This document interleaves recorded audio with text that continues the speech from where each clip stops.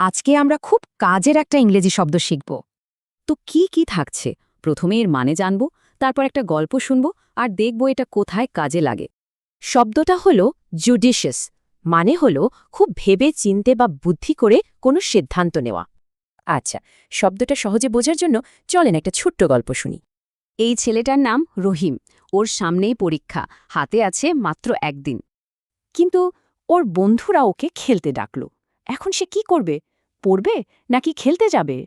রহিম একটা judicious plan করল, মানে ও ঠিক করল 2 ঘন্টা পরে 1 ঘন্টা খেলবে। দেখলেন তো, পড়া আর খেলার মধ্যে কি সুন্দর একটা ব্যালেন্স করল। এটাই হলো জুডিশিয়াস হওয়া। শুধু গল্পে না, বাস্তবেও কিন্তু এই শব্দটা অনেক কাজে লাগে। চলেন দেখি।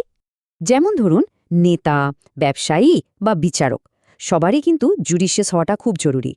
মানে একজন সিইও তার বিচক্ষণ বা জুডিশিয়াস সিদ্ধান্তের জোরে কোম্পানিকে লোকসানের হাত থেকে বাঁচালেন।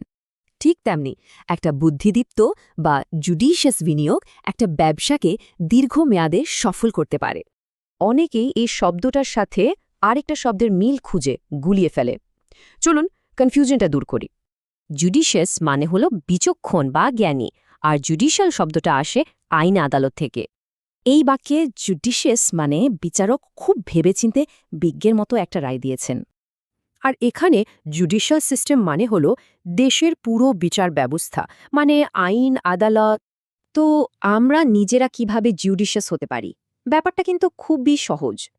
যে কোনো কাজের আগে প্রথমে থামুন, তারপর সব দিক ভাবুন এবং সবশেষে সেরা সিদ্ধান্তটা নিই। তাহলে ভাবুন তো, আজ এমন কোনো জুডিশিয়াস সিদ্ধান্ত নেওয়া যায়? ছোট্ট একটা সিদ্ধান্তও কিন্তু অনেক বড় হতে পারে।